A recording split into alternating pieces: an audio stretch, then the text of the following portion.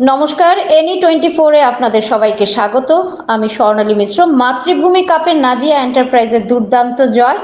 Silchar 18ই August মাতৃভূমি cup prize money knockout football টুর্নামেন্টের দ্বিতীয় রাউন্ডে প্রবেশ করল নাজিয়া এন্টারপ্রাইজ লায়লাপুর। রবিবার ধলাইয়ের বাম নিত্যানন্দ উচ্চতর মাধ্যমিক বিদ্যালয়ের খেলার মাঠে বিপক্ষ দল ইন্ডিয়ান সিটিজেন লোকনাথপুরকে 3-1 গোলের ব্যবধানে পরাস্ত করে তারা। এদিনের সেরা খেলোয়াড় নির্বাচিত হন নাজিয়া এন্টারপ্রাইজ দলের খেলোয়াড় বিয়ারা। তার হাতে man of the match trophy তুলে দিতে দেন আয়োজক মাতৃভূমি সামাজিক সংস্থার সহসভাপতি চপল কুমার দাস। সোমবার ভুবনডর এফসি খেলবে MSRS FC দলের বিপক্ষে।